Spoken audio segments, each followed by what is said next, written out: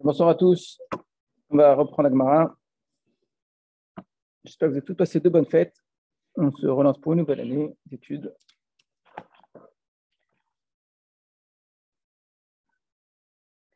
On avait vu la Mishnah Daf Yud Aleph Amud Bet. Sur cette Mishnah-là, on avait déjà abordé la question de savoir lorsque donc il y avait eu la mort, on avait vu du Kohen Gadol. Ensuite, on avait vu que ce qui compte, c'est le moment, non pas où pas seulement en tout cas, quel était le Kohen Gadol au moment de la mort de la personne qui entraînait l'exil, mais qui est-ce qui était Kohen Gadol au moment de la sentence, ce qui est quand même assez surprenant, mais c'est ça qui en fait est déterminant. On avance un petit peu. Alors, on reprend à partir de...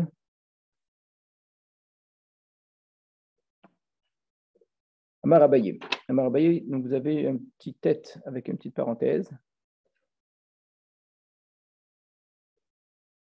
Amar Abaye, Naktinan. Abaye a dit, on a enseigné Nigmar Dino. Donc imaginez-vous quelqu'un pour lequel la sentence a été prononcée. Donc on a dit, voilà, cet homme-là a tué sans faire exprès, il doit aller en ville de refuge. Oumet, et il est mort.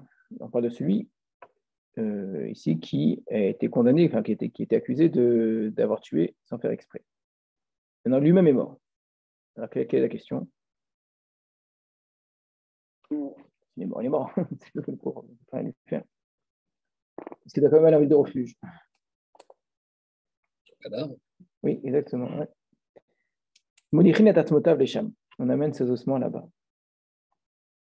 C'est incroyable. Hein. D'où est-ce qu'on apprend ça? On va donc interpréter ici un verset. Dirtiv, car il est écrit la chouv, la chevet ba'aretz, admot à Kohen, pour qu'il revienne s'installer dans la terre jusqu'à la mort du Kohen. Vezeu yeshiva shehi ba'aretz, et quelle est l'installation, la yeshiva, qui se fait dans la terre? Donc ici, on vous a déjà dit, le Midrash est souvent plus littéraliste que le Pshat. On va prendre les mots au premier degré, d'accord? Le Midrash est très souvent au premier degré du texte. Donc une installation dans la terre. De quoi il s'agit ici? En réalité, c'est l'enterrement. C'est l'enterrement. Donc on reprend. Premier enseignement ce soir, c'est que quelqu'un qui a été considéré comme meurtrier de manière involontaire, la sentence a été prononcée, il doit aller en ville de refuge. Mais il vient de mourir, donc il ne peut pas aller en ville de refuge.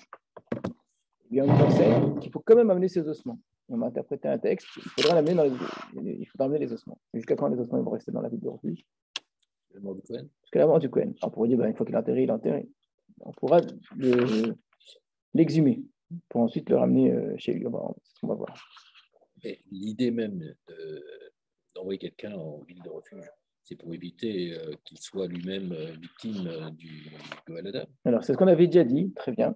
On avait déjà dit, très souvent, on a des sens généraux à des mitzvot, que lorsque vous entrez dans les Gemaraot et qu'Agmara va vous donner des détails à ces mitzvot-là, on va se rendre compte que ça ne rentre pas du tout dans les détails. Le sens général fonctionne. Alors, par exemple, pour le protéger du Goël Adam, c'est l'explication première, évidente, explicite, d'accord? Donc, la question ne se pose même pas ici. Ensuite, on a eu d'autres explications de type kapara, il y a une expiation. On a fait des points du Cohen, etc. Là, ça s'entendrait peut-être, effectivement. Il y a une expiation encore à subir, oui, mais même mort, pour que son âme puisse entrer de manière tranquille et saine, il a besoin d'avoir ce temps d'expiation. D'accord? Mais en quoi la mort du Kohen Gadol va changer quelque chose? Ça sera beaucoup plus difficile à expliquer tout ce qu'on a dit avant. De la manière qu'on avait du mal à expliquer le fait que ce soit la sentence qui soit déterminante pour le Kohen Gadol.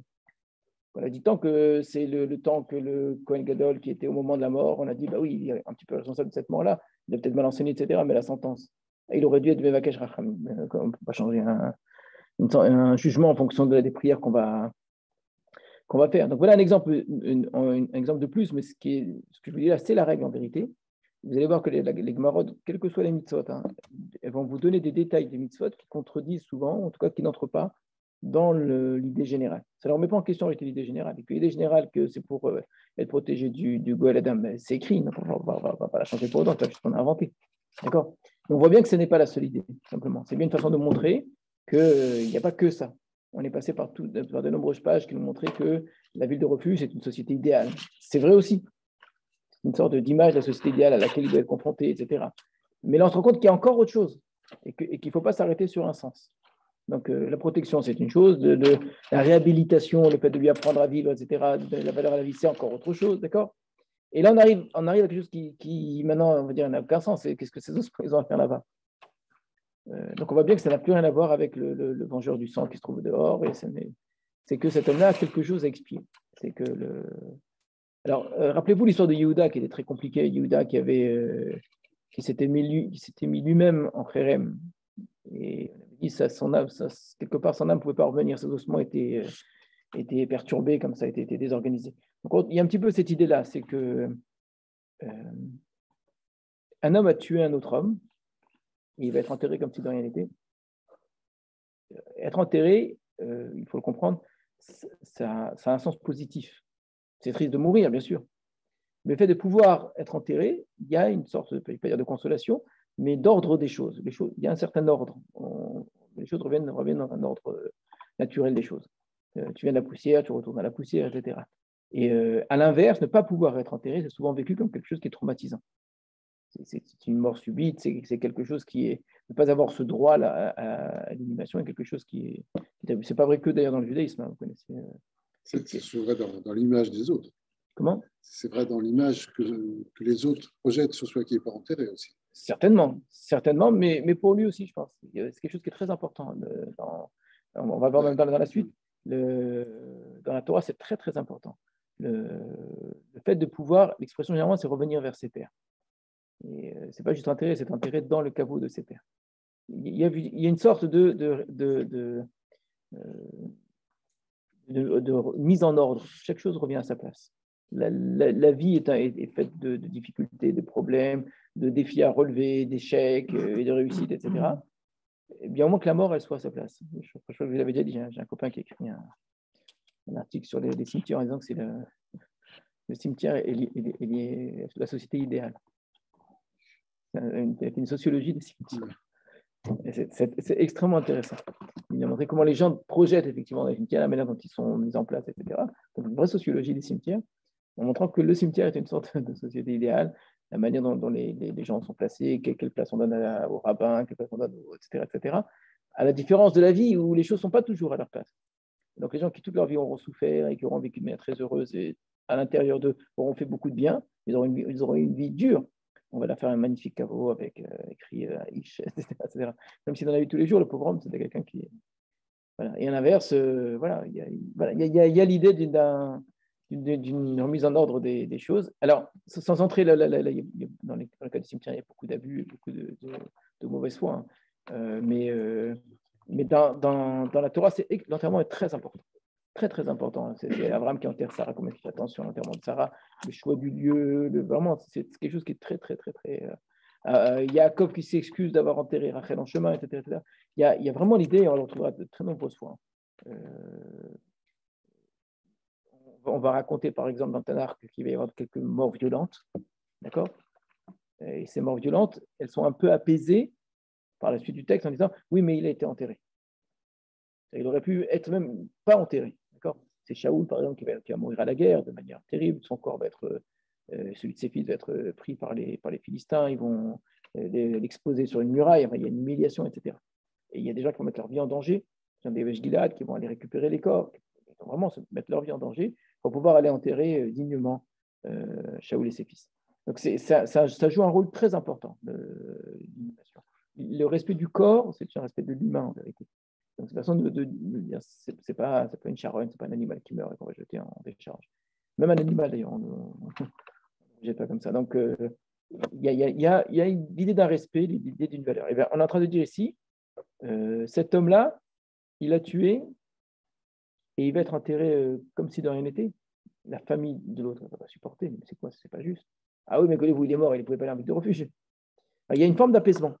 Mais alors, lui, c'est un meurtrier involontaire. Oui, tout à fait, on parle que de ça. Mais le meurtrier volontaire, celui qui a été condamné parce qu'il a volontairement commis un crime, finalement, lui, il va être enterré. Oui, mais il a eu une condamnation avant, ça veut dire qu'il était condamné à mort, normalement. Donc, ça suffit pour remettre les choses à leur place. Étant donné, lui aussi, il faut qu'il y ait une trace. Il faut pas qu'il y ait une trace. Il faut que ce qui s'est passé s'exprime. Il faut que ça prenne une forme. S'il y a condamnation, une fois qu'il y a condamnation, ben, il est enterré comme n'importe quel être humain. Et c'est là-dessus d'ailleurs, c'est justement là-dessus que la Torah insiste sur l'enterrement. C'est pas un cas normal, c'est le cas d'un condamné à mort. En disant, c'est pas parce qu'il a été condamné à mort qu'on va justement le mépriser, bien au contraire, ne lui fait pas passer la nuit, enterre le vide, etc. Il y a un respect à avoir, même du condamné à mort. C'est étonnant ce que vous dites, parce que d'un côté, quelqu'un est mort. Il n'est pas retrouvé, il n'est pas enterré. Si c'était un tzaddik, il aurait le droit au Gan Eden comme tout le monde. Oui, mais bien sûr, évidemment. Donc, je veux dire, est-ce que c'est pour les vivants ou pour les morts qu'on fait ça? C'est une question générale, et la réponse, elle est double. Pour les deuils, pour les spédimes, Ouais. etc. C'est et pour l'un et pour l'autre. Il y a une forme de... Qu'une personne sache qu'elle trouvera sa place apaisée, mourir dans une douce vieillesse et calmement et pouvoir s'enterrer tranquillement. Il y a l'idée d'un bon ordre des choses. Et que si les choses ne sont pas ordonnées, s'il y a un désordre quelque part, ça laisse une faille, ça laisse une brèche. Et cette brèche, elle sera de nature à créer quelque chose. Alors, on peut l'expliquer de plein de façons. Les mystiques l'expliqueront très facilement, bien évidemment. Très, très, très facilement, en disant que quelqu'un qui peut enterrer son âme, elle est perturbée, etc. Mais fait en psychologie, ça marchera tout autant. Une famille qui n'a pas pu enterrer ses proches, un proche, elle est traumatisée pour toujours. Pour toujours, c'est-à-dire jusqu'à parfois même en deuxième, troisième génération. Alors que même si on a assisté à la mort de quelqu'un de très violente et que c'est une injustice terrible et quelque chose qui est un meurtre, etc., c'est horrible, mais on l'a enterré, d'accord, et on sait qu'on l'a enterré, même si on n'a pas assisté entièrement, mais on sait qu'il a été enterré, qu'il y a une place, il y a quelque chose, il y a un nom, il y a une forme d'apaisement. Autrement, il y a une vraie perturbation. Et donc, à l'inverse ici, le laisser enterrer tranquillement, ça veut dire qu'il a tué, il n'y a rien. Et la Torah, elle ne veut pas. Et ça, c'est très clair en vérité dans la Torah. La Torah, elle est explicite pour dire qu'il faut le protéger du Goël Adam, mais elle est autant explicite que la terre elle-même ne peut pas accepter qu'on verse du sang si ce n'est par le sang de celui qui l'a versé. Il y a un sang qui a été versé, c'est la partie de la semaine, il y a un sang qui a été versé, et il faut une forme de juste réparation. Autrement, si on ne fait pas cela, on reste avec plein de vide comme ça, de manque, de frustration, de choses. Et on expliquera après, on va tout rationaliser, on va dire, mais oui, mais écoute, que ça change, finalement, il est mort, etc. Intellectuellement, on peut tout expliquer.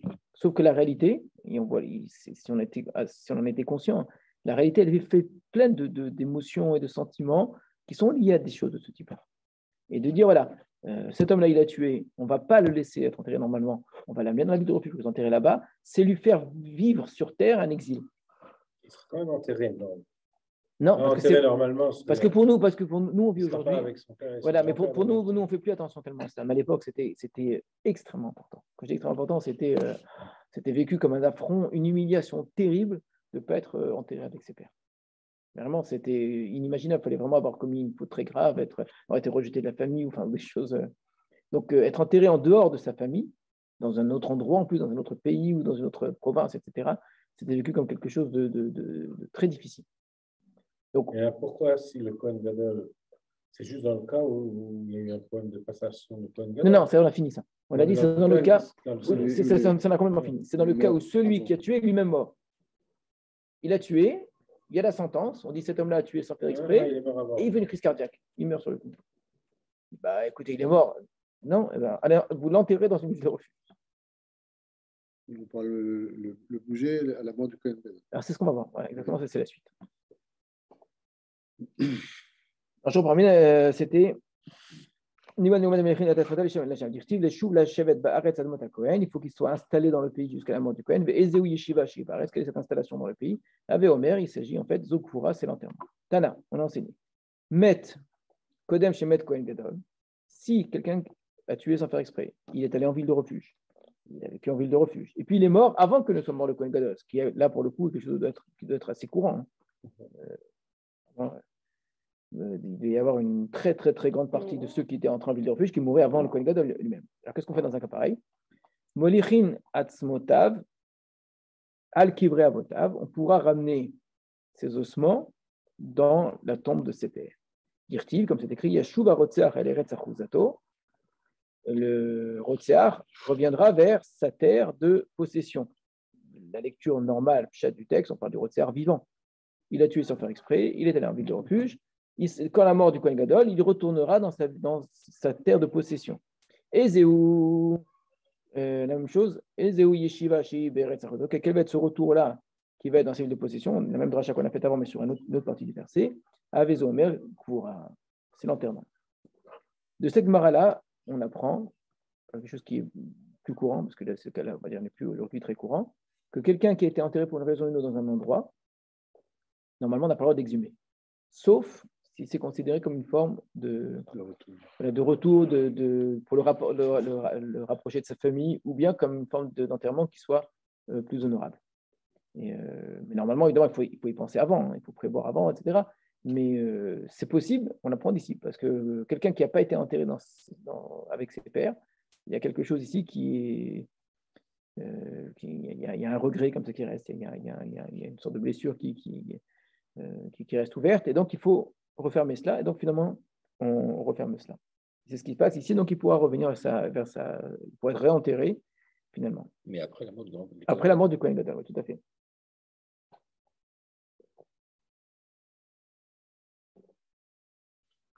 On continue. Jusqu'ici, on était dans des cas qui sont des cas normaux, sauf que on était dans des cas particuliers, des cas normaux. C'est-à-dire, quand est-ce que le Kohen Gadol est mort, quel Kohen Gadol il s'agit, est-ce que le Rotseach est mort, etc. Mais on a pris la règle. Maintenant, on va voir un cas qui est un cas un peu particulier, où il y a eu erreur sur la personne. Mais quelle personne? Pas le meurtrier, le Kohen Gadol. Ça va pas. On y va. Nigmar Dino. On a, encore une fois, fait la sentence, encore une fois, de donner la sentence, parce qu'autrement, on a dit, tant qu'il n'y a pas eu le Gmardin, il ne va pas en ville de refuge. Donc, il y a eu la sentence, il doit aller en ville de refuge. Et là, qu'est-ce qui s'est passé? Ben Naaseh Kohen, Ben Grusha, ou Ben Chalutza.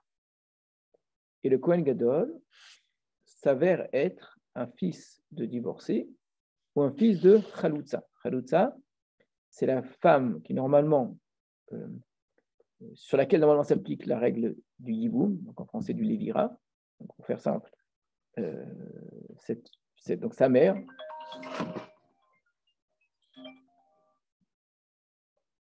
Était mariée au préalable, avant d'être mariée avec son père, avec un autre homme. Cet autre homme-là est mort sans enfant. Et donc, étant morte sans enfant, la loi de la Torah, normalement, prévoit qu'elle se marie avec le frère de son mari pour avoir un enfant qui portera le nom qui prolongera le nom de celui qui est mort. Il est en droit de refuser et elle est en droit de refuser. D'accord? S'il y a un refus, finalement, ce mariage avec le frère ne se fait pas, on procède à ce qu'on appelle la khalitza. Khalitza, c'est qu'on va enlever la chaussure de celui qui était censé normalement se marier avec elle, etc. Et donc, on va les séparer. À certains égards, cette khalitza va être considérée, surtout par les chachamim, comme une forme de divorce. Il y a eu divorce en vérité, puisqu'il n'y a pas eu de mariage. Mais avant qu'elle ne soit khalitza, le lien qui l'a rattaché à son beau-frère est dans une certaine mesure considéré comme un lien de mariage. Ce n'est pas non plus un vrai mariage, mais c'est comme s'ils étaient mariés. Ils étaient mariés par le simple fait de la mort du premier frère. Donc à partir de là, elle est liée. L'acte qui la délie, c'est la khalitza. Donc on va considérer la khalitza parfois comme si c'était un acte de divorce. Donc, Grusha, c'est quoi? C'est que sa mère était divorcée. Donc elle était mariée avec un homme, elle a divorcé de cet homme-là, et s'est mariée avec un autre homme, et avec cet autre homme-là, elle a eu cet homme-là. Sauf que on ne le savait pas, ça. Ça avait été caché, ça avait été etc. Et donc, cet homme-là qui est Cohen, donc son père est Cohen, s'est marié avec une femme qui était divorcée, ou une femme qui était Khalitza. Or, dans les deux cas, c'est interdit. Un Cohen n'a pas le droit de se marier avec une divorcée, un Cohen n'a pas le droit de se marier avec une Khalitza. La différence, quand même, est très importante. Avec une divorcée, c'est un interdit de la Torah. Avec une Khalitza, c'est un interdit des Chachamim. Parce qu'on a dit, en vérité, elle n'est pas divorcée, ce n'est pas un divorce. Et puisqu'on assimile la Khalitza à la divorcée, les Chachamim vont considérer que les Kohanim qui sont nés d'une union entre un Kohen et une Khalitza, qui est une union permise, hein, d'après la Torah, d'après les Chachamim, ça sera interdit au Kohen. Quand un Kohen s'unit avec une femme avec laquelle il n'a pas le droit, hein, d'accord? Je mets de côté ce qui est interdit à tous les hommes, ce qui est particulier au Kohanim, d'accord? Donc un Kohen qui se marie avec une divorcée, l'enfant est halal. Halal, ça veut dire quoi? Ça veut dire qu'il a perdu la Kohen, il est plus Kohen, il ne peut plus officier en tant que Kohen, il n'a plus aucun des privilèges des Kohanim, aucun des devoirs des Kohanim, donc il ne peut plus servir au temple, etc., etc. Donc c'est une façon de perdre la Keuna. Comment est-ce qu'on perd la Keuna? La manière la plus simple, c'est pas pour soi. Intéressant. Le Kohen lui-même ne perd pas la Keuna. On peut pas. Une fois qu'on a eu la Keuna, on la garde, même si on fait des bêtises, d'accord. Mais par contre, l'enfant qui est né d'une union qui n'est pas permise au Kohanim va faire que l'enfant n'est pas Kohen, d'accord. Ça, c'était un secret de famille. Personne n'était au courant. On avait réussi à cacher ça. Il y avait un rabbin qui avait fait ça derrière le manteau. Finalement, on l'avait marié. Ou bien plus simple, il y avait eu erreur, il y a aussi des situations d'erreur, on ne savait pas, peu importe, etc. De fait, des années après, ce Cohen, un jour, on découvre qu'en fait, lui-même, il découvre en fait, il était halal, donc il n'a jamais été Cohen. Non seulement qu'il n'est pas Cohen Gadol, il n'est pas Cohen du tout. Donc, on a eu un Cohen Gadol qui était en fonction pendant un certain temps. Pendant ce temps-là, un homme a tué sans faire exprès, il a été jugé, donc la sentence est tombée comme quoi il a tué sans faire exprès. Et donc maintenant, cet homme-là dépend du Kohen Gadol. Or, il s'avère que ce Kohen Gadol n'est pas Kohen Gadol en fait, parce qu'il n'est pas Kohen du tout. Alors, qu'est-ce qu'on fait dans un cas pareil? Il va envie de refuge, il n'a pas envie de refuge. Le din a été rendu. Donc il a été rendu. Donc il est censé déjà être en ville de refuge. Il doit y aller, sauf que. Il a pas la mort de qui? Voilà, il va dépendre de quoi maintenant? Là, il n'y a pas de mort. Il n'y a pas de Kohen Gadol en fait. Mais il n'y en avait pas non plus. Alors, est-ce qu'il y avait, il n'y avait pas? Est-ce qu'on va dire au moment où il avait quelqu'un qui jouait le rôle de Kohen Gadol, même s'il n'était pas, et ça a une certaine valeur, d'accord? Finalement, on croyait vraiment qu'il était Kohen Gadol, ou bien non, ça invalide tout ce qui était avant, donc il n'y a pas de Kohen Gadol du tout, d'accord? Alors, regardez la réponse, la Gemara. Pligé Barabi, Barabi Yitzhak Napacha, discute à ce sujet, on sont opposés sur cette question-là, Rabbi Ami et Rabbi Yitzhak Napacha. Khadamar, il y en a un qui dit Meta Kehuna, la Kehuna est morte. Mais Khadamar, bat la Kehuna est annulée, invalidée. Ça veut dire quoi que la Kehuna est morte ou la Kehuna est invalidée? Donc, regardez Rachid dessus. Benasa Kohen Gadol ben Grusha, le Kohen Gadol s'avère être un fils de Grusha. Yatsa alav et doute. Il y a un témoignage qui est sorti à son sujet chez Halal, qui était Halal, donc des témoins qui viennent et qui disent en vérité, sa mère, on la connaît, etc. En fait, elle a été divorcée. Meta Keuna, d'après la première opinion, la Keuna est morte. C'est-à-dire qu'elle est morte. Harehu Kemet, il est comme mort. Arshav, voilà. Connu ou le ma frère? Maintenant, le moment où il apprend qu'il n'est plus Cohen, sa Keuna meurt. Donc si c'est un Cohen qui meurt, ça libère l'autre. Ben Arotzer Golé, donc il ne va pas aller en galoute. C'est le cas qu'on avait vu plus haut, c'est pour ça que ça a été cité ici, que si juste après la sentence, le Kohen Gadol meurt, on ne va pas en galoute. Parce que la sentence a eu lieu, l'autre est parti, le Kohen est mort, donc c'est bon. Donc on va assimiler cette invalidation de la Keuna à une forme de mort de la Keuna. C'est intéressant comme idée. L'autre opinion qui était plus facile à comprendre, c'est battre la Keuna. Non, elle n'est pas du tout morte, la Keuna, elle a été annulée, la Keuna. Il n'y a jamais eu de Keuna en fait. On fait disparaître la Keuna a posteriori. Igla et Milta, la chose a été révélée, les Mafréa a posteriori, chez le Kohen Gadol qui n'était pas Kohen Gadol. Et donc ce Rotseach là, après coup s'avère, Nigmar Dino, qu'il y a eu sa sentence, Belo Kohen Gadol, alors qu'il n'y a pas de Kohen Gadol. Alors qu'est-ce qu'on a appris nous? Que si un Rotseach, sa sentence tombe au moment où il n'y a pas de Kohen Gadol, il ne sort jamais de la ville de refuge. Parce qu'il n'y avait pas il fallait une emprise d'un Kohen Gadol à ce moment-là. Donc, de deux choses l'une. Ou si je dis que Meta Keuna, eh ben, il est libéré tout de suite. Si je dis Bat la Keuna, au contraire, le pauvre homme, il est coincé. Qu'est-ce qui est plus logique?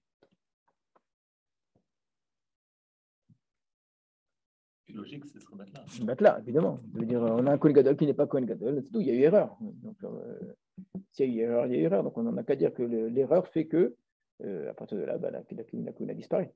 D'accord? Donc, C'est même, on va dire, une sorte d'évidence.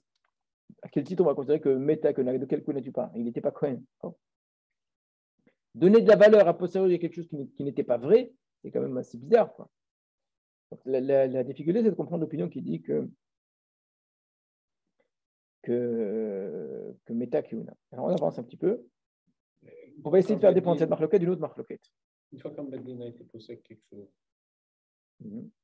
et qui a impliqué des psaques et des liés, on remet pas encore. Si, ça dépend de beaucoup de fois, pas.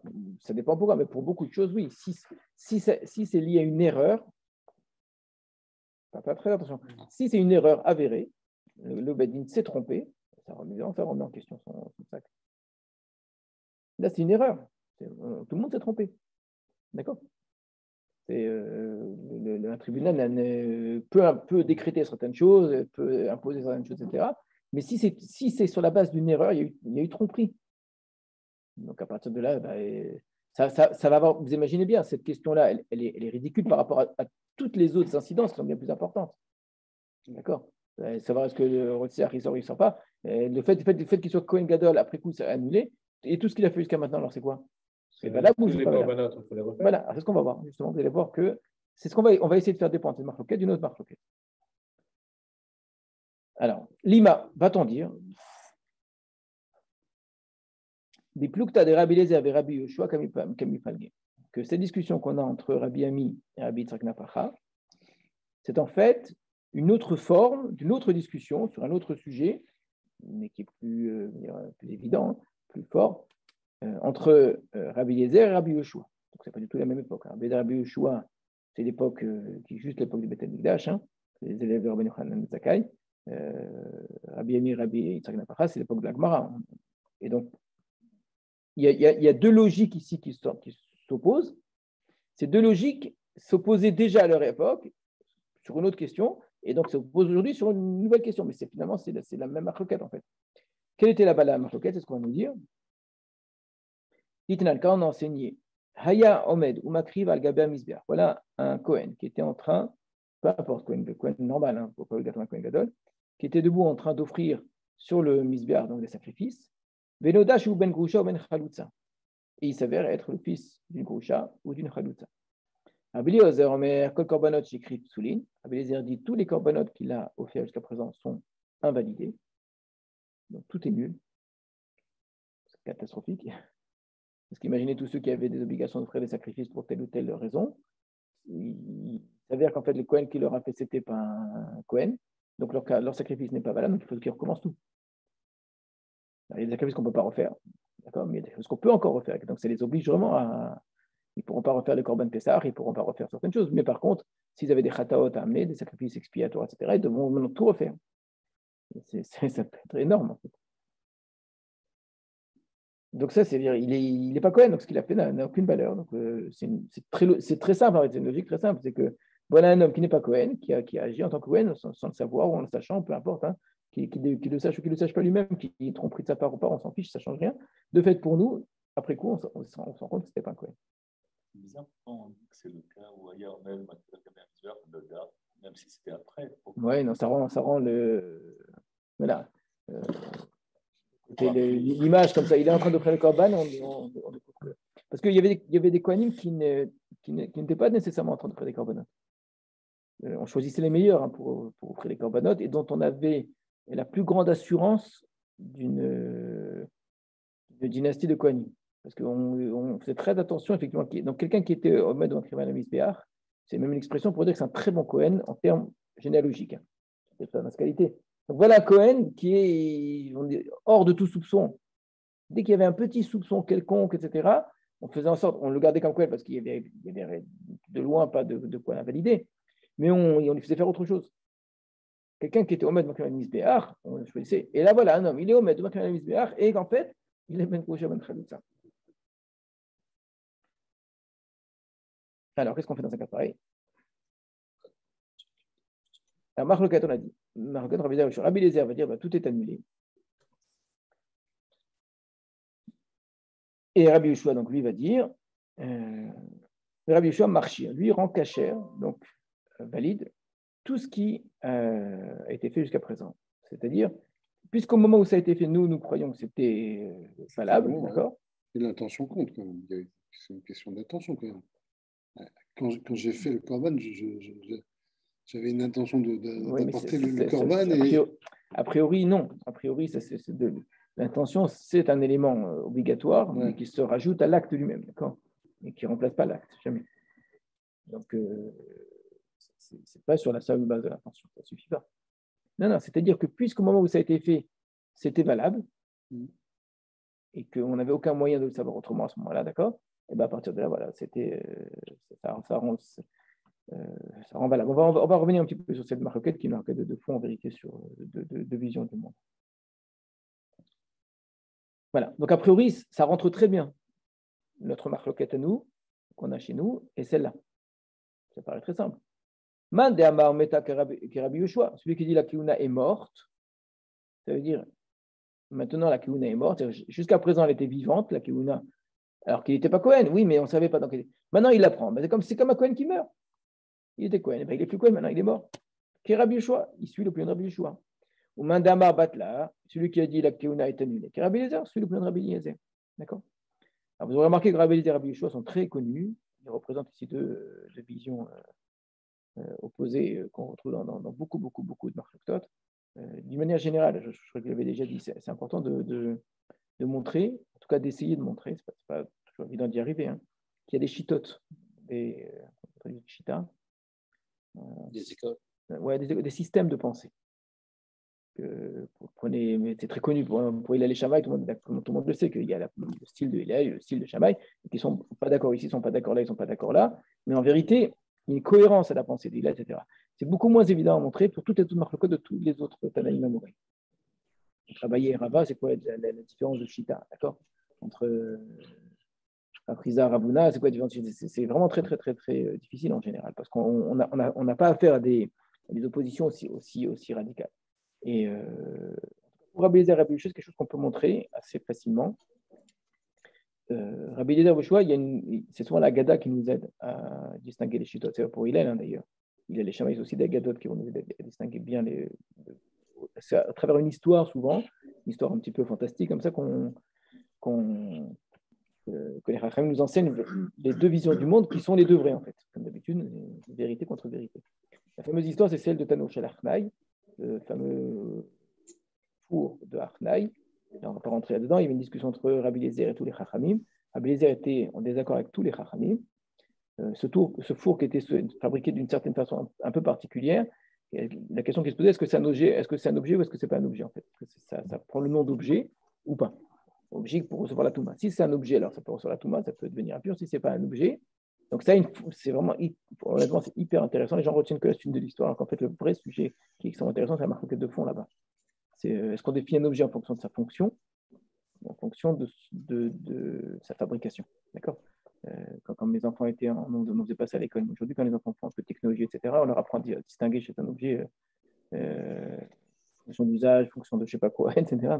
Donc, qu'est-ce qui fait que ça s'appelle un objet? Donc, ce four-là, il fait fonction de four, d'accord? Sauf qu'il n'est pas fabriqué comme un four. Il fait, d'accord, alors, est-ce que la fonction fait l'objet? Ou est-ce que c'est la fabrication en tant que telle qui est pour ça qui fait l'objet? Rabbi Eliezer lui va considérer que la fonction ne va pas faire l'objet et que puisque l'objet lui-même est composé de différents autres objets, de différents cercles en fait, différents arceaux, qui sont chacun indépendants. Donc chacun indépendant, même si vous les associez, finalement ça donne une sorte de cylindre. Ce cylindre peut être utilisé comme un four, c'est vrai. Donc, ça ressemble finalement à un autre cylindre, sauf que là-bas, c'est un cylindre qui était fabriqué pour ça. Donc, vous avez des éléments disparates que vous avez associés, posés les uns sur les autres, sans les coller, etc., qui peuvent faire la fonction d'un four. Alors, pour lui, ben non, ça ne perd pas sa dimension d'origine. Pour les Chachamim, qui ont voté majoritairement contre lui, oui. Donc, d'après lui, ça ne reçoit pas la Touma. Ça ne peut pas devenir impur, parce que pour que ce soit impur, il faut que ce soit un objet fabriqué par l'homme, quelque chose qui est une emprise humaine dessus. Pour les Chachamim, ça y est, à partir de là, c'est un objet. Et là, jusqu'ici, on a une discussion à la chic, typique. D'accord? On sent qu'il y a une discussion de fond. C'est-à-dire, c'est quoi, qu'est-ce qui fait est-ce que c'est un ensemble qui fait une chose? Est-ce que l'individualité disparaît dans le. Vous pouvez après développer vraiment très largement collectivisme et individualisme, enfin, c'est des choses vraiment, c'est déjà intéressant. Sauf que là, on rentre dans une histoire incroyable où Rabbi Eliezer va dire, bah, si j'ai raison, qu'on le prouve à partir de, il va faire des miracles les uns après les autres, de ce caroubier, le caroubier va se déraciner, de ce cours d'eau, le cours d'eau va remonter son cours, des murs du Beth Midrash, les murs vont se pencher, et à chaque fois, Rachamim vont dire, bon, on n'apporte pas une preuve de ça, on n'apporte pas une preuve, ils ne sont pas du tout impressionnés par tout cela. Ce qui est déjà très amusant, l'histoire, elle prend une tournure presque comique. Hein. Et elle a dit, bah, écoutez, si j'ai raison que depuis le ciel, on le dise, et du ciel, une voix est sortie, on dit, mais qu'est-ce que vous en voulez? Là, la comme Rabbi Eliezer. Et là, Rabbi Yoshua, donc les deux qu'on a ici, se lève et dit, un verset de la Torah, le Bashamaimi. Dans la Torah écrit que la Torah n'est pas dans le ciel. On a décidé, d'après la Torah a dit qu'il faut suivre la majorité. Donc la Torah nous a donné, ce n'est pas les hommes qui décident, c'est la Torah qui décide. Mais la Torah dit que c'est la majorité. Tu ne peux pas, après avoir donné la Torah, revenir et dire finalement.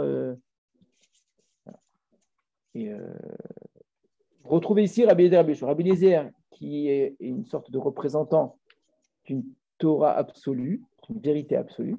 Il a raison, absolue peut-être. Quelque chose qui est la vérité absolue. Qu'est-ce qui est vrai? Et donc au niveau du ciel, ce qui est vrai, c'est ça. Et Rabbi Yoshua qui serait dépendant d'une vérité relative. La vérité qui est celle communément admise. Et que peu importe si la vérité absolue dit, si personne n'est capable de comprendre cette vérité-là, elle n'a pas de sens. C'est-à-dire, de fait, c'est quoi un objet? C'est quoi un objet? C'est ce que les gens vont considérer comme étant un objet. Oui, mais dans la vérité absolue, c'est pas ça un objet. Oui, mais si pour moi c'est un objet, donc c'est Mekabel Touma. Parce que moi, je suis persuadé que c'est un objet. Et majoritairement, c'est ce qu'on pense. Donc, les deux vérités sont vraies. D'accord? On retrouve ici la même chose. Rabbi Eliezer, c'est une vérité absolue. Cet homme-là n'était pas Cohen. Il n'était pas Cohen. Qu'est-ce que tu veux? Tu ne peux pas après coup en faire un Cohen. Il n'est pas Cohen. Et vient Rabbi Eliezer et Rabbi Yoshua, il va dire, oui, mais ce qui était communément admis, c'est qu'il était les Cohen. C'est une vérité qui a pris forme dans la réalité. D'accord? Je suis obligé d'en tenir compte. C'est pas quelque chose de complètement qui a disparu comme ça tout d'un coup. De fait, ça a marché, donc tout ce qu'il a fait a été fait. Alors comment tu t'arranges avec la vérité, etc., ça c'est l'affaire du bon Dieu, mais de fait, voilà, on ne peut pas, comme ça, d'un coup de baguette magique, alors Rabbi Eliezer dit, mais c'est pas un coup de baguette magique, c'est la vérité. Oui, c'est ça la vérité dans le principe. De fait, c'est un homme qui était Cohen. Voilà. C'est vraiment, vous voyez, c'est vrai pour vraiment beaucoup de marloktot. Il faut faire l'effort à chaque fois d'essayer de trouver les lignes directrices de pensée comme ça des différents auteurs. Alors, on continue la page suivante. Donc, on a compris la question d'Agmagma. Elle dit, est-ce que la marloquette qu'on a chez nous n'est qu'une autre forme de la même marloquette? D'accord? Généralement, quand on pose cette question d'Agmara, la réponse, c'est quasiment tout le temps. C'est non. Et d'habitude, quand l'Agmara pose, va-t-on dire que cette marloquette, c'est la même marloquette que? La réponse est non, en général. D'accord? Alors après, la réponse, ça peut se faire en plusieurs coups. On va essayer oui, on essaie non, on essaie oui, on essaie non, etc. Très souvent, ça se règle assez facilement. Là, ça va être assez facile. Mais généralement, c'est non. Pourquoi je vous dis que c'est généralement non? Parce que si c'était oui, ça poserait problème. Quand on pose cette question, va-t-on dire? C'est une objection en vérité. C'est pas juste, on aimerait savoir si, pas du tout. De dire que c'est la même marloquette, c'est très problématique. Pourquoi c'est très problématique de dire que c'est la même marloquette? C'est que, exactement, les chachamim font très attention à l'usage de leurs paroles. Et on ne va jamais enseigner un enseignement si cet enseignement a déjà été dit auparavant. Ou sinon, on va dire, un tel a déjà enseigné. D'accord? Mais on ne peut pas avoir une marloquette entre deux auteurs qui datent de l'époque de la Gemara, tout comme ça, ils discutent sur un sujet, sans qu'aucun ne dise à l'autre, mais attends, mais on est en train de discuter sur une marloquette qui existe déjà entre Rabbi Eliezer et Rabbi Yoshua. Non, au lieu de parler de notre sujet, on n'a qu'à dire Rabbi Eliezer et Rabbi Yoshua et disparaître. De vouloir affirmer son opinion, alors qu'en vérité, ça n'est rien d'autre que l'opinion de quelqu'un qui t'a précédé, ça n'a aucun intérêt. Donc dire, va-t-on dire, c'est une façon de dire, j'espère que tu ne vas pas me dire ça, parce qu'autrement, il y a un problème dans ta marloquette. Ce n'est pas possible qu'il discute sur quelque chose qui a déjà été discuté auparavant. Donc il faudra arriver à une situation dans laquelle, malgré la marloquette précédente, il y a encore une place à cette marloquette-là. C'est qu'on pourrait, après la marloquette précédente, malgré tout, considérer que une seule d'après les deux opinions de la marloquette est valable. On va le voir.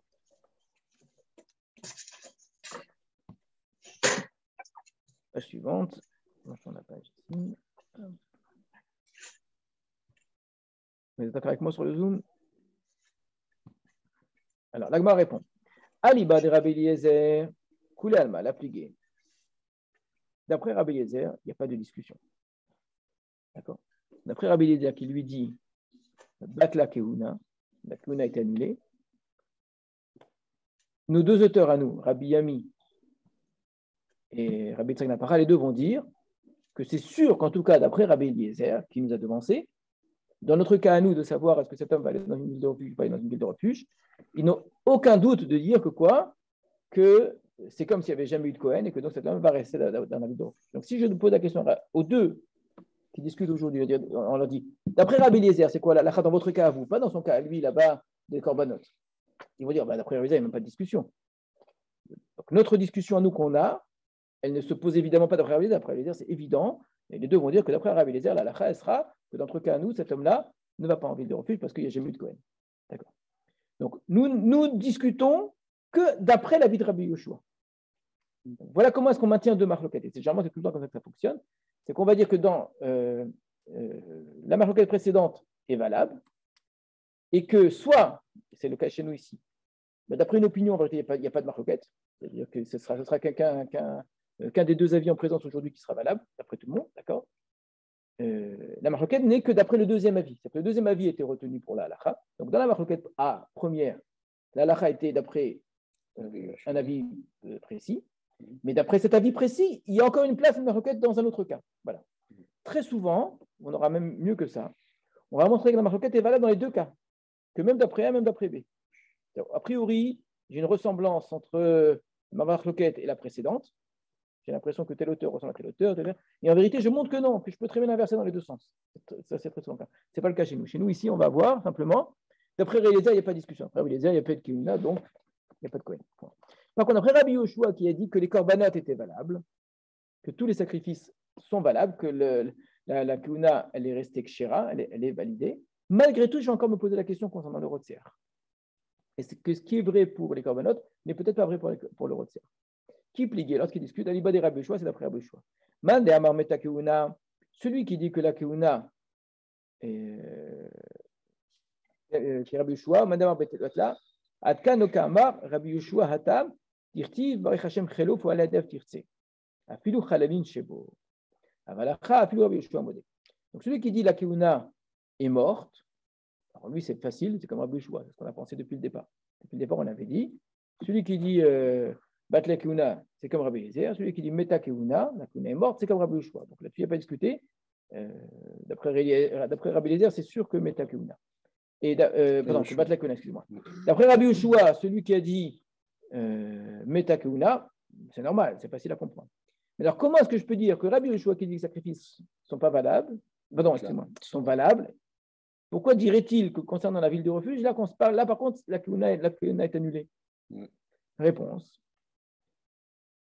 Donc, Ouman de Amar Batla, celui qui a dit que la Keuna est annulée, même d'après Rabbi Yoshua, donc, Adkan Okama Rabbi Yoshua, Hatam, Rabbi Yoshua n'a exprimé son opinion là-bas que dans le cas d'Irtiv, parce que là-bas, il y a un passouk particulier qui nous dit Barech Hashem Chelo, Foal Yadev Tirtse, la semaine qu'on a vue avant, le Hashem bénit son Chelo, son œuvre, son travail, ses actions, ou Foal Yadav, et le travail de ses mains, Tirtse, que tu l'acceptes. Donc, c'est la bracha que va faire Moshe de Lévi. Lévi, parce qu'il y a des Kohanim. La responsabilité du Kohen pour les korbanot n'est peut-être pas la même que son rapport au retour du Peut-être. C'est à ça qu'il faudra arriver sûrement. Mais là, pour l'instant, on essaie de voir d'où est-ce qu'on le sait. Alors, on dit parce qu'il y a un verset, en fait, qui justifierait l'acceptation des sacrifices, malgré le fait qu'on perde la Keuna. C'est qu'en fait, Moshe a dit lui-même, bénit son action et accepte l'œuvre de ses mains. Alors, c'est quoi accepter l'œuvre de ses mains de manière générale? C'est que ce qu'il fait, accepte cette filote. Il faudrait entendre ici, accepte l'œuvre de ses mains, même si après coup, il n'a pas été, il s'avérait ne pas être un Kohen. Voilà, c'est-à-dire accepte les Kohanim tels qu'ils sont. Et ça a été dit là-bas que pour les sacrifices, on peut être pour Al-Yadav, l'action de ses mains. Donc c'est quelque chose qu'il a fait, mais pas quelque chose qui serait lié simplement à son statut.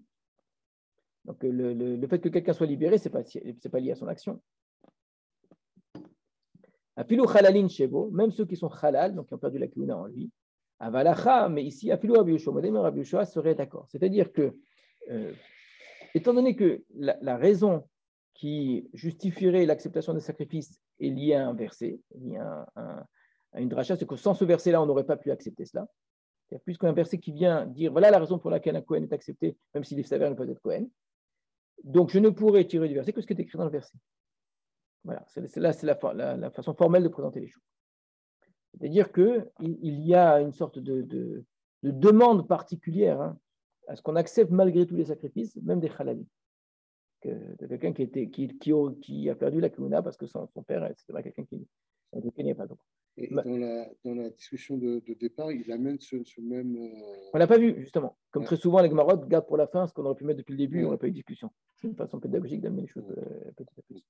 Au début, on ne nous a pas dit qu'en fait, c'était ça le verset qui servait de base. Ouais. Donc, est-ce qu'on fait Rashi dessus? Regardez Rashi. Poal Yadav Tirtse, l'œuvre de ses mains, etc. Avodotav, son travail, que chez Rota c'est caché. Avale Inyan Sh'ar Dvara, mais pour les autres choses. Et le Kohen, il ne sera pas Kohen.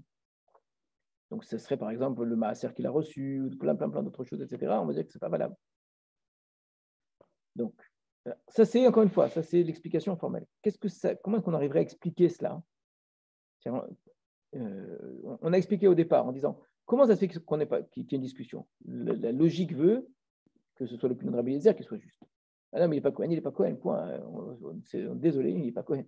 Donc, si vraiment la Torah fait dépendre la sortie de la ville de refuge ou les corbanotes ou quelque chose d'autre d'un Kohen réel, ben, s'il n'est pas Kohen, tout est annulé. Voilà. L'annulation, c'est la logique la plus simple. Il y a Rabbi Yoshua, clairement, pour les corbanotes, et chez nous, Rabbi Tzachar pour dire, c'est pas tout à fait, c'est pas juste nécessairement. Le fait qu'un homme ait pu être Kohen et remplir cette fonction-là à tort, la fonction a quand même été remplie finalement. À tort, mais elle a été remplie. On est obligé de tenir compte d'une forme de pragmatisme, de réalisme. Il n'aurait pas dû. Il l'a été finalement, je ne vais pas dire au nom de la vérité absolue. Tu as raison, de fait, c'était lui le Kohen. Il a joué ce rôle-là. D'accord ? Et donc, quelqu'un qui a pu arriver sur les misbéach, en passant tous les tests et les vérifications, etc., il se retrouve sur les misbéach, il a offert des sacrifices. Écoute, sacrifices sont. Alors, le fait qu'on amène un verset, c'est quand même intéressant. Ça prouve que c'est une façon de dire, tu as raison, c'est vrai, normalement, il n'y a aucune explication. Cet homme-là, il n'est pas Kohen, donc c'est sacrifice ou pas sacrifice. Si ce n'est qu'on demande à Dieu, écoute, accepte-les quand même. Toi, Dieu, tu peux très bien dire. Donc, le fait de dire qu'il y a une demande de Moshe, ça va dans le sens de Rabbi Eliezer en disant, tu as raison, mais quoi? Tu ne vas pas dire aux gens, eh bien, les pauvres, tous les corbans, ils n'ont plus de valeur. Il a fait fonction. Voilà, il a fait fonction et Dieu peut très bien décider, lui, dans sa grande mensuétude, d'accepter quelque chose à la place de quelque chose d'autre. D'accord? Voilà. Donc, c'est exprimé sous forme d'une prière. Donc, c'est très logique. Maintenant, est-ce que pour autant, je vais considérer que, en tout point de vue, il a fait fonction de Kohen et il a eu le statut de Kohen? Non, ça non. C'est-à-dire, la prière, c'est quoi la prière? La prière, c'est une demande de tu vas pas nous laisser comme ça, perdus, abandonnés, parce qu'on s'est trompé, quoi, parce que ça remet trop de choses en question. Il y a eu une erreur, quoi. Alors, il faut bien que quelqu'un suive les plâtres. Écoute, Dieu, prends ça sur toi. De toute façon, c'est des sacrifices qui étaient dirigés. Très bien. Mais est-ce que ça change vraiment le statut? Est-ce que ça peut aller jusqu'à dire cet homme-là, il a été vraiment Kohen? Il n'a pas été Kohen, d'accord? C'est juste qu'on fait comme. Et ça, j'imagine, dans la vie de tous les jours, c'est très courant, ce genre de choses. Ou pour des raisons ou une autre, quelque chose qui n'est pas juste, qui n'est pas vrai, etc. Tout le monde le sait, mais pour le bon ordre des choses, on couvre. On dit, voilà, on va faire comme si, parce que ce serait tout remettre en question, on ne peut pas tout remettre en question, tout un système. D'accord? Donc, on va faire comme si les choses avaient été faites dans le bon ordre. Très bien. Mais est-ce que ça veut dire que maintenant, je vais renvoyer cet homme-là, il a été. Non, il n'a pas été Kohen. Donc, si la sortie de la ville de refuge dépend de la mort d'un homme qui est vraiment Kohen, d'accord? Il n'a pas été Kohen. D'accord? Voilà ici la marloquette. C'est-à-dire que même d'après Rabbi Yoshua, donc on pousse jusqu'au bout, on se rend compte que l'opinion de Rabbi Eliezer, c'est la plus forte en fait. Hein. On se rend compte que maintenir une opinion contre, c'est difficile. Hein. que même d'après Rabbi Yehoshua avait donné son opinion, il n'a parlé que des corbanotes. Des siècles plus tard, on dit oui, mais ce que dit Rabbi Yehoshua, c'est que dans les corbanotes, attention, c'est surtout pas autre chose. Et qu'on continue à avoir une marloquette après pour ne pas élargir, ne pas rendre le plus de Rabbi Yehoshua valable dans toutes les situations. Il n'a pas parlé dans toutes les situations, que dans ce cas-là. D'accord ? Et d'autres, à l'inverse, qui vont continuer à dire non, pas du tout. Non, vraiment. Ce que dit Rabbi Yehoshua, c'est valable pour les corbanotes, c'est valable pour tout. Donc, maintenir le cap contre cela. Et je dire non, on va jusqu'à l'extrême. Il a été Cohen, voilà. Et que ton pasouk que tu as cité ne suffit pas. J'ai inversé, oui, d'accord, merci. Il veut dire sur les corbanotes, peut-être, c'est une prière, mais de là, peut-être qu'Hachem n'est pas, il accepte surtout, d'accord. Et que, oui, mais comment lui, il a eu une capara, il n'y a pas eu de capara, tout ce que tu veux, etc. Écoute, ça, c'est les affaires du bon Dieu. Lui, pour nous, c'était un Cohen, c'est un Cohen. Donc, ce qu'on voit là, c'est intéressant par rapport à ce que je disais tout à l'heure, une marloquette entre une forme de vérité absolue, une forme de vérité relative, pragmatique, une vérité convenue. On voit bien qu'on ne fonctionne pas trop comme ça dans notre vie. Je rejoins un peu ce que disait Laurent par rapport à l'attention. Imaginons, je prends un exemple au hasard à côté, ici, là, imaginons qu'on a fait Kreta Torah pendant 30 ans, toute notre vie, avec les Sifrei Torah, et qu'à la fin de notre vie, on voit que les il n'était pas saoul. Est-ce que ça signifie qu'on n'a strictement rien fait? Je pense que c'est. D'après, si on prend Rabbi Eliezer dans du dur, comme ça, on dirait finalement non. Ça n'a pas vraiment d'implication. C'est une question qui est purement théorique. Parce que on n'a pas refaire la Torah. Mais imagine-toi, dans la même journée, tu as mis les tefilines, et après tu te rends compte que tes tefilines sont tefilines. Tu ne vas pas les remettre. La même journée. Bah, ça change quoi? Ça y est, maintenant tu les as mis. C'est les mêmes que tu as mis hier, que j'ai mis depuis 10 ans. Ouais, là, on dit qu'il n'y a pas d'implication, mais dans notre fort intérieur, on a quand même. On n'est pas en train de parler du fort intérieur. Même d'après Rabbi Yehoshua aussi, on dit dans ton fort intérieur, les corbanes sont. Donc c'est je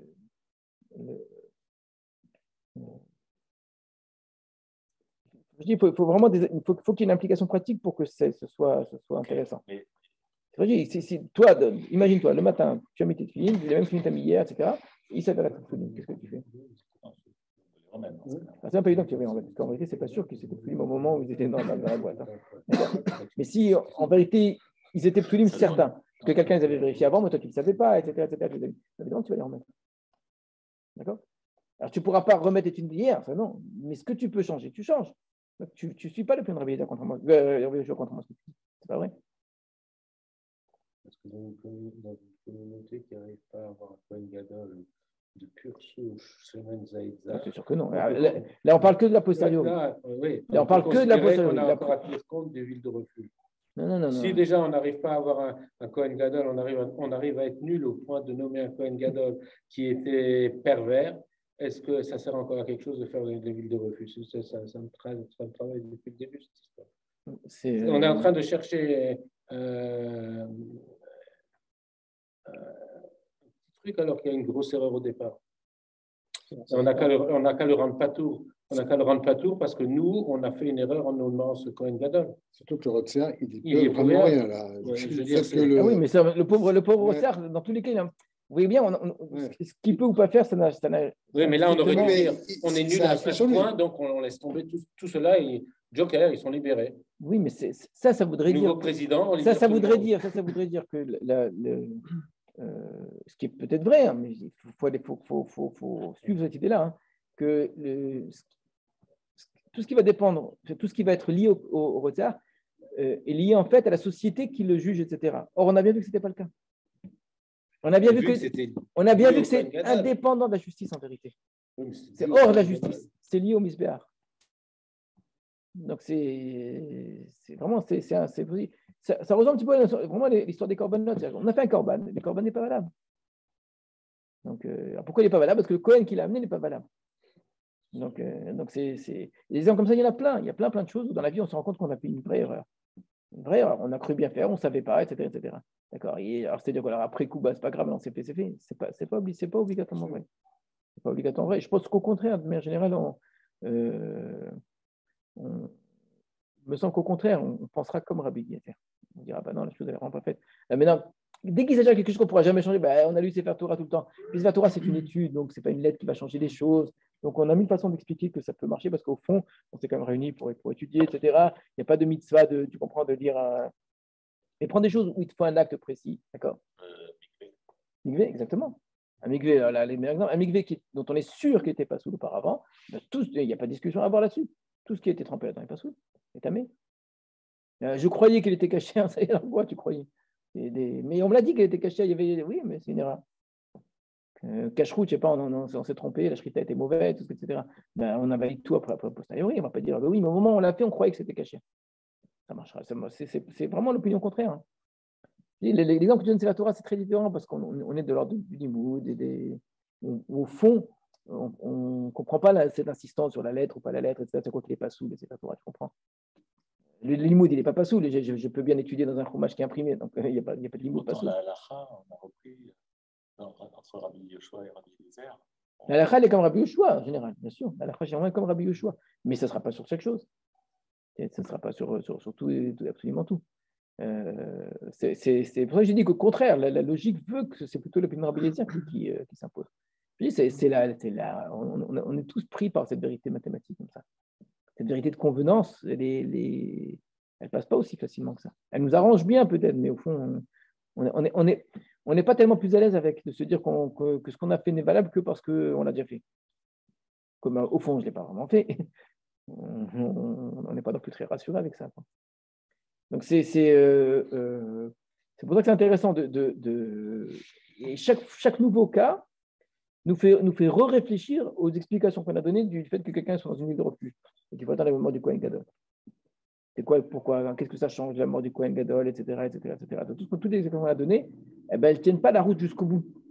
Alors, ça veut pas dire qu'elles ne tiennent pas la route du tout. Il faut rajouter chaque fois un élément de plus. D'accord? Il faut que ce soit un homme qui soit Cohen, c'est clair, d'après une opinion. Voilà. Mais d'après notre opinion, il faut un homme qui ait joué le rôle de Cohen. Ça suffit. C'est tout. Il y avait quelqu'un qui avait cette fonction-là. Du moment qu'il avait cette fonction-là, eh ben, il avait certaines responsabilités, certaines obligations. Peu importe s'il était. C'est pas lié au fond à son être. C'est lié à son paraître. D'accord? La halakha, si je ne me trompe pas, elle est comme Rabbi Yoshua. Et comme. On va le voir, regardez. Donc, entre Rabbi Yoshua et l'halakha, c'est sûr, elle est comme Rabbi Yoshua. C'est sûr. Elle est comme Rabbi Ami. On va vérifier si on peut rester.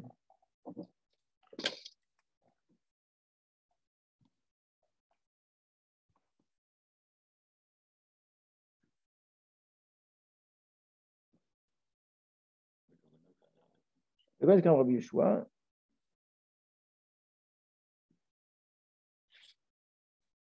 L'halakha, c'est Batla Keuna. Batla Keuna, c'est-à-dire. Il reste en ligne de refuge. Il reste dans l'île de refuge. Ouais. Comment je le sais? Avec le petit Yud. Petit Yud. Donc, c'est probablement lié au fait que quand on a demandé est-ce que c'est la même affaire que Rabbi Yoshua, on a montré que d'après Rabbi Eliezer, c'est sûr que c'est Batla. Et même d'après Rabbi Yoshua, c'est aussi possible que ce soit Batla. Donc, finalement, c'est probablement lié à ça. En plus, tu as raison, oui, et c'est une très bonne remarque, hein, parce qu'il y a un passage.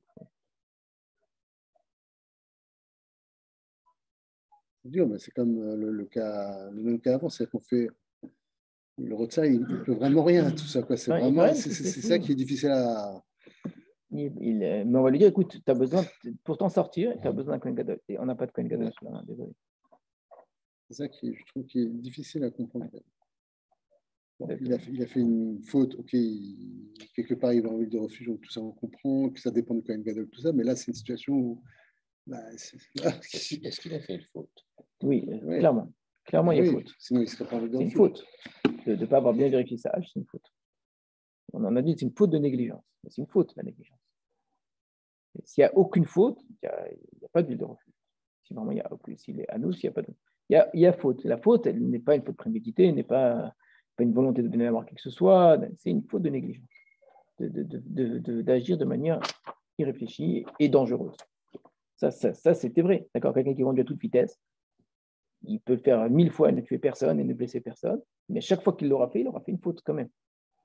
Et le jour où, malheureusement, si ça arrive, il renverse quelqu'un, voilà, il a une forme de responsabilité. Voilà. On va s'arrêter là. On continue la semaine prochaine. Bezrat Hashem, on va parler de Yoav.